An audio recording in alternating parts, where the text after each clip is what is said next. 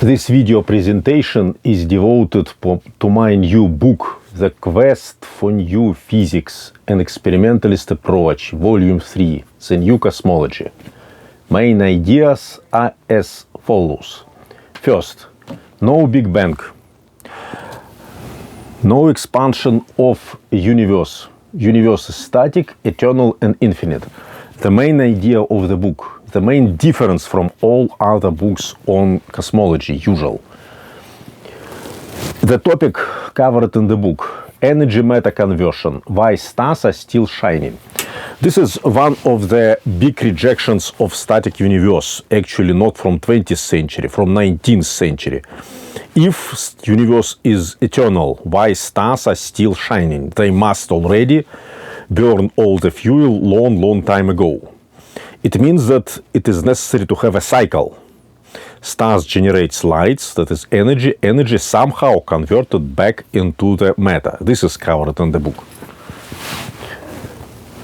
Next, most important part of the book would be direct observation of light scattering at high Z supernovae and galaxies.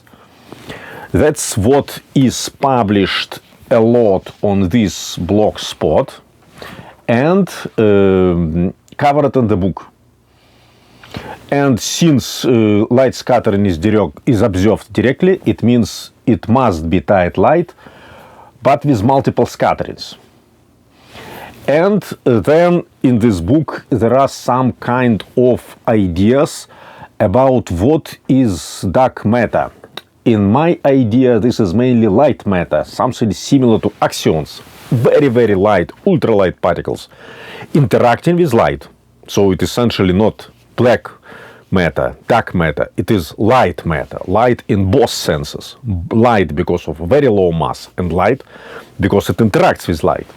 This actually solves a very interesting, rarely mentioned problem, cusp problem of galaxies. Cusp problem of galaxies is as follows. If dark matter interacts only gravitationally, why dark matter is forming halo? Because the center of gravity is in the center of galaxy. It must be attracted to this center. Light matter solves this problem. It is so light that even photons pushes it away from the galaxy, from the center of galaxy. Because center of galaxy, not only most massive, it also most bright part of the galaxy. It threw it out to the back of the galaxy. Gravity attracts light matter back, but light is not allowing it to the center. It would form exactly halo.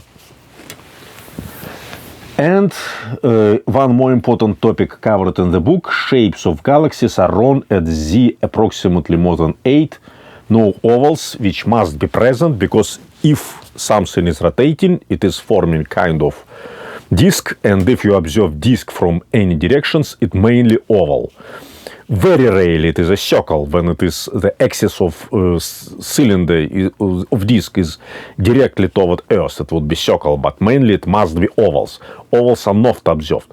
What is observed? Why all those galaxies are circles? Light scattering. Because light scattering, of course, uniform, and light scattering forms a perfect circle.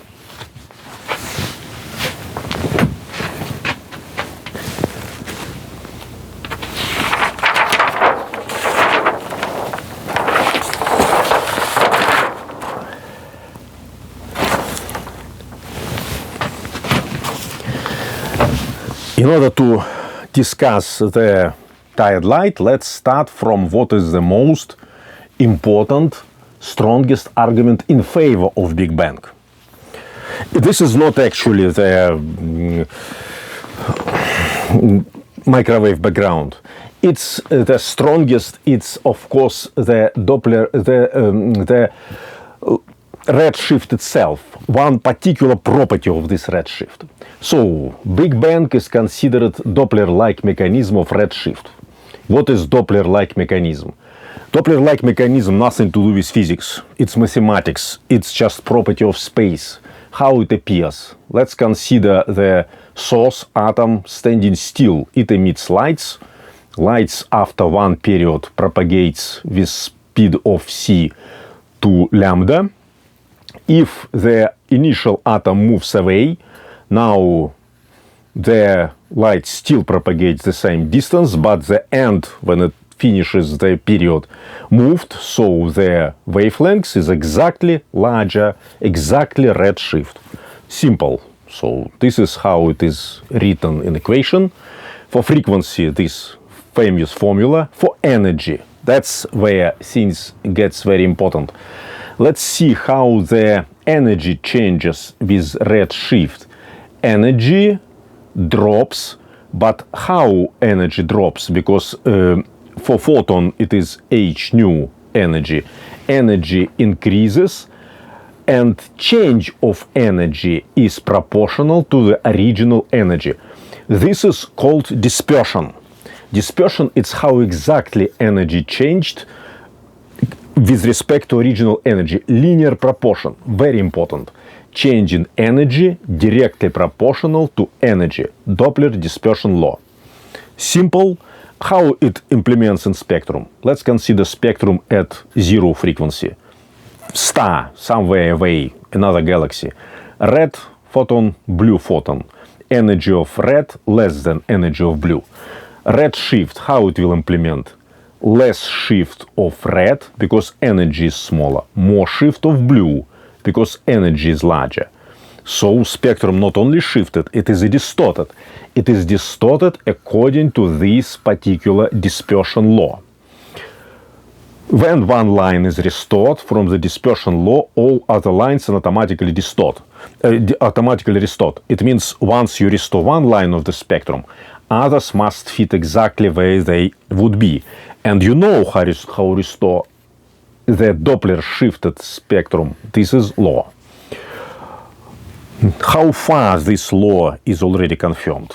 For z equals 14, the energy is 1/15 of original energy, plus spectrum has its own energy spread. Total, you may think it is 2.5 orders of magnitude. This law confirmed for 2.5 orders of magnitude. A big stretch. Completely this dispersion law. Completely. Confirmed. Now let's see what's going on next.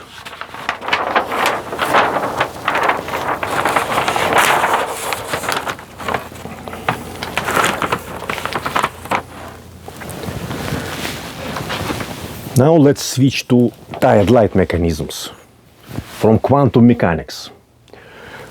Are they possible? Of course they are possible, many of them possible. But problem is they will give you very wrong dispersion. Raman shift, delta energy, delta E is not proportional to energy at all. It is the same for all photons. In this case, shift is uniform. No dispersion of spectrum. It also means the spectrum will be completely moved away and only blue lines left. Doppler-like mechanism. The shift of energy is proportional to energy square. It is of course shifting, but the dispersion is wrong. Easy to check. Next would be hypothetical gravitational relay scattering. It would be proportional to energy to the power of 4. Very wrong dispersion. So only those three mechanisms are known for light, which would not destroy completely the photon, but allow small change in energy, which would be compatible with tired light. All of them are giving the redshift, but they are giving wrong dispersion, very well confirmed by observations. Interestingly, the mechanism which would perfectly explain tired light exists in classical physics. For example, Zwicky mechanism. Let's assume that photon has a mass according to this relation. This is of course wrong. Einstein forbids this. In this case, if photon moves, for example, near gravitating field, gravitating body like planet, let's assume V equals 0 for simplicity, photon moves. Since force exists, now planet moves with some non-zero velocity. Of course, photon creates very small push on a planet, but non-zero. So, since velocity is not zero, planet has energy. Where this energy comes, photon lost it. So this is mechanism. The photon transferred energy now redshifted, and how much energy is transferred? It is force times movement times shift. This is the gravitational law for force, and it is directly proportional to mass of photon, and mass photon directly proportional to h nu, directly proportional to energy. Correct dispersion. Unfortunately, photon has zero mass, so this mechanism is not possible. Just to notice, classical physics allows correct dispersion.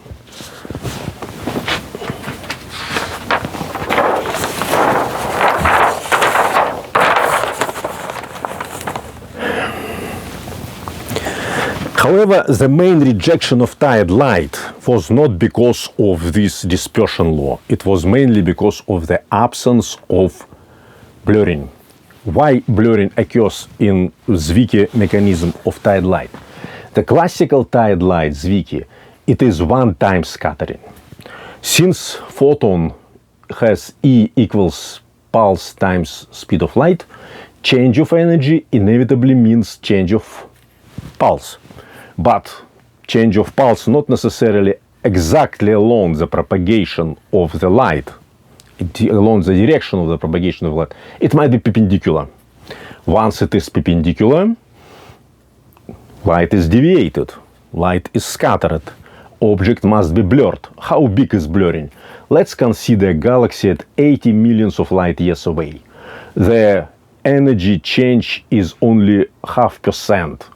It means the angle of scattering, which would be delta p over p, sinus angle delta p over p, approximately angle because it is very small. It is 5 times 10 to the power of minus 3 radian. Small, but should be observed. Now let's check resolution of James Webb Space Telescope at diffraction limit. The famous formula for resolution of any optics, lambda over d. Lambda, let it be 2 micron. D is known 6 meters. Total you have approximately 3 times 10 to the power of minus 7 radian. So resolution is much higher than this one. Well, now let's put James Webb onto dwarf galaxy IC 4653 at 80 millions of light years. It is visible with all the details, excellent resolution, everything is clear. However, its visible size is only 4 times 10 to the power of minus 4 radian. It means it should be blurred to this level, but it is observed well below blurring level, which would correspond to this Z, to this change of energy. It means the no blurring for one-time scattering. It means that such mechanism is not possible. No tired light, only Big Bang is possible, only Doppler-like mechanism.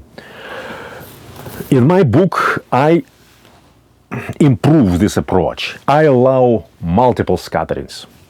That would be multiple scatterings tired light, and number of scatterings is not like 10, 20, 100. It's billions and trillions. So very big number from the very beginning. What's the difference now?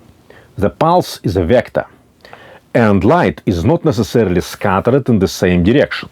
It's the main problem, the main idea why this tired light with multiple scatterings can make blurring very small. The photon scatters these, like this, like this, like this, like this, like this, like this, and final scattering is very small. If you stretch all those scatterings into one line, it would be like exactly old one-time scattering. But because it is multiple scattering, it's becoming much smaller. This is a picture how it is made. In order to make some mathematical estimations, I am using this ratio as axiom, so supposition.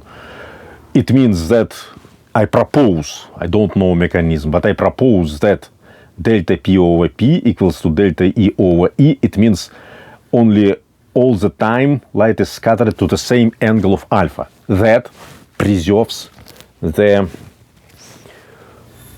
law, preserves the correct dispersion. And this is, I am observing the scatterings when light propagates like this. And it just scatters. Okay, let's go next.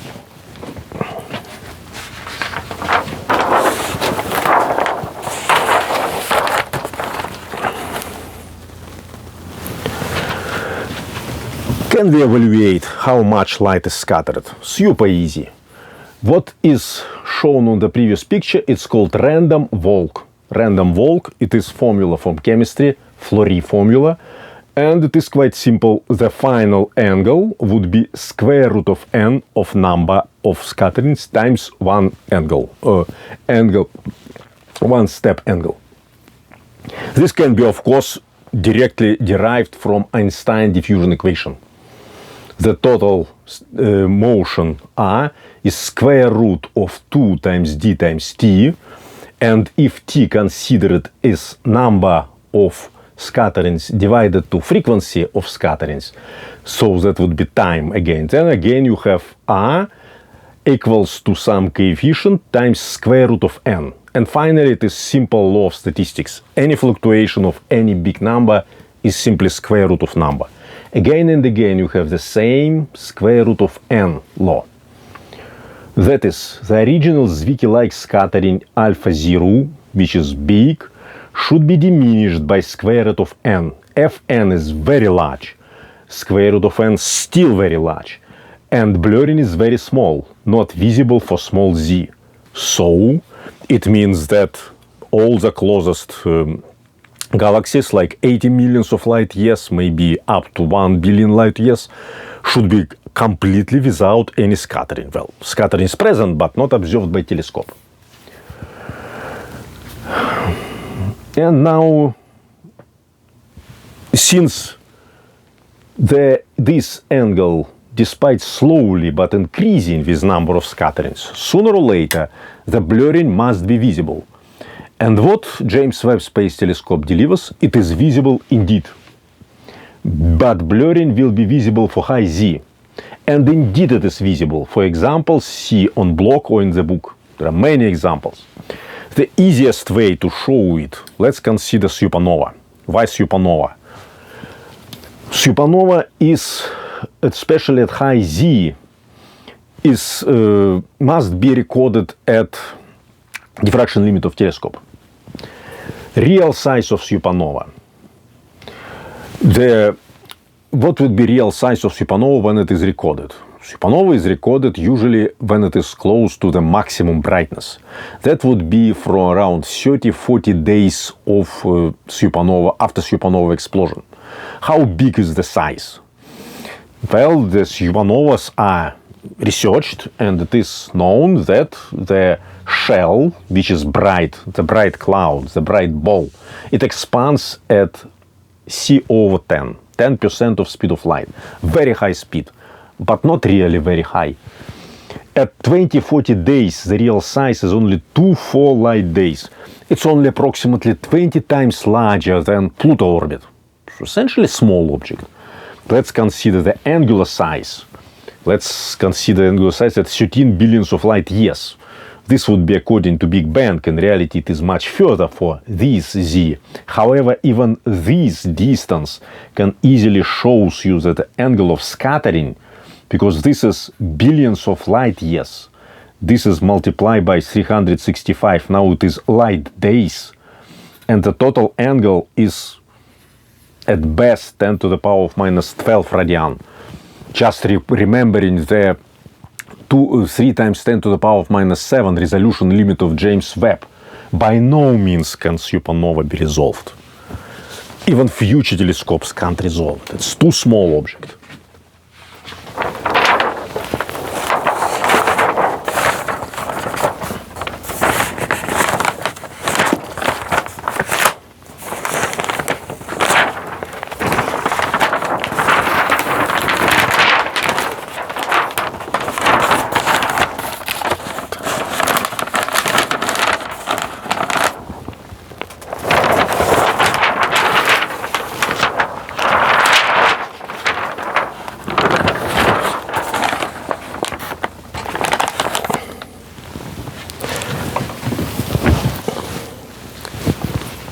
5 orders of magnitude difference below the resolution limit of James Webb Space Telescope must be a diffraction limit.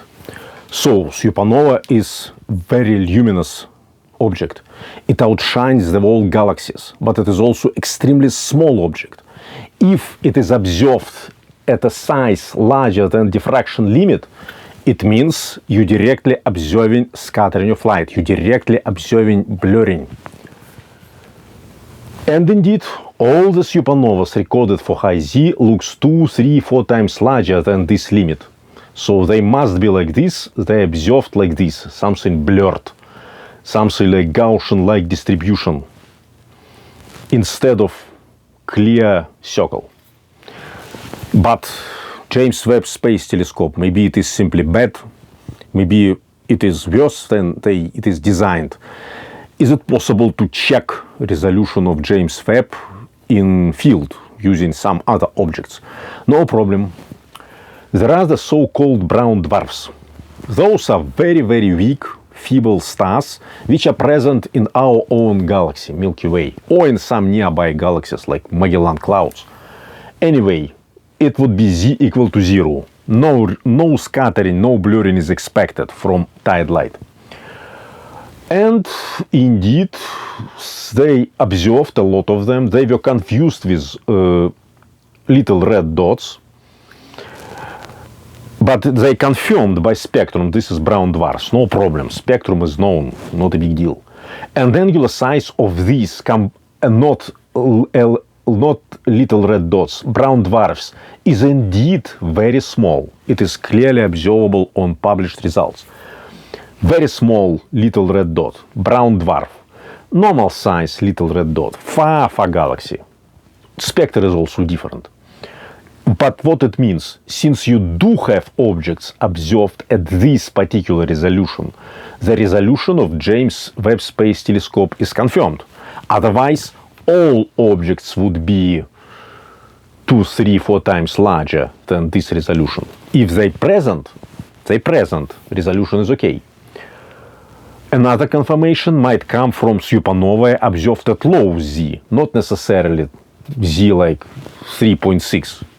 0.1, 0.1, 0.2. And indeed, those supernovae are small.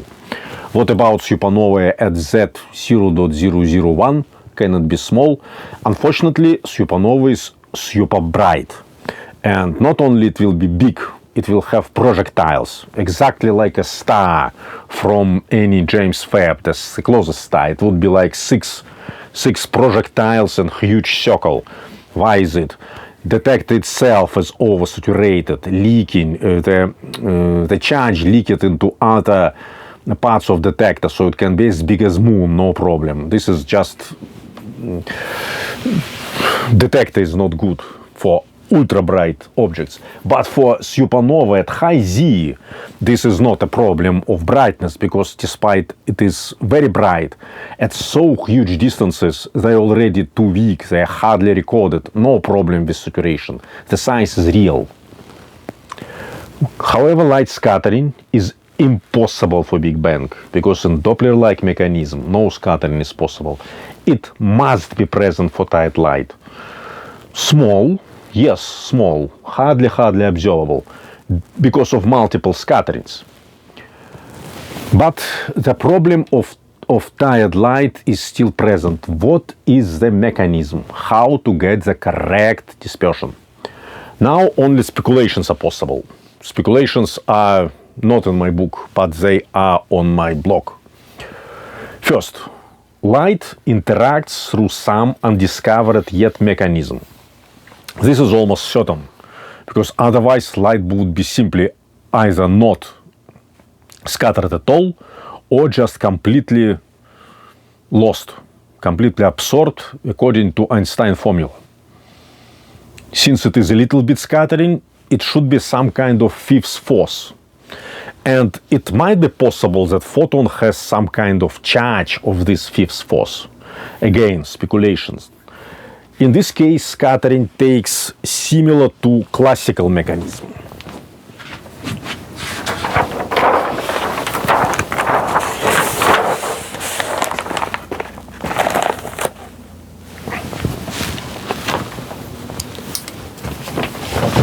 similar to gravity, which has a classical physics formula.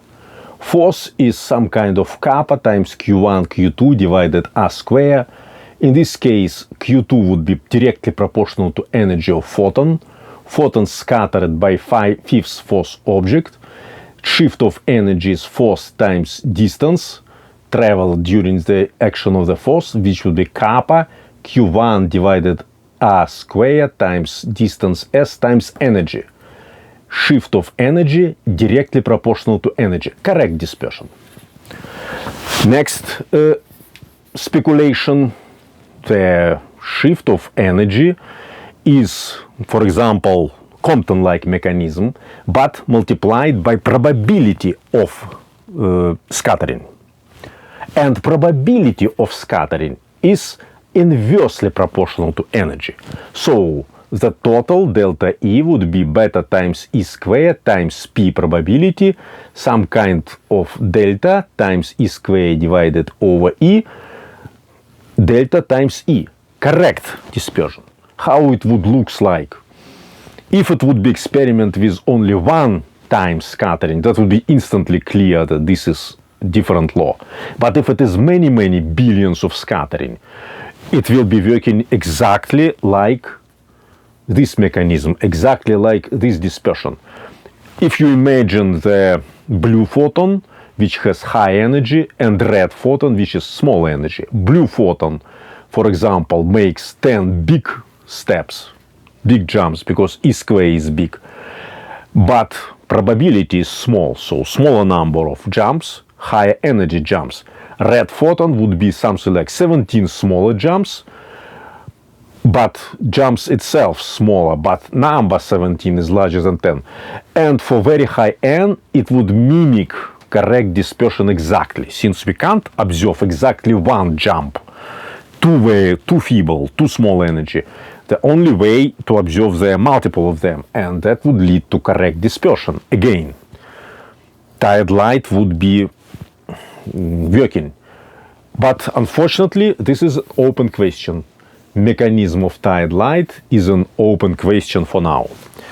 In the book, there is by far more information about new cosmology, the details about mechanisms of galaxies, why they are not ovals, and also a lot of information about another important thing which seemingly confirms a Big Bang. It is supernova light broadening. Supernova light broadening takes place either because of Big Bang, because it is proportional to Z, or in tide light mechanism, the time dilation takes place because one photon goes directly and another photon first scatters and then goes back. So the distance is larger. Time dilation is also present. It is a different number. For supernova types 1a, it should be for Z equal 1 around 20 days. Tide-like calculation stalls only about 8 to 12 days, close but not exactly. It might be amplified by such mechanism as microgravitational lensing, all in the book.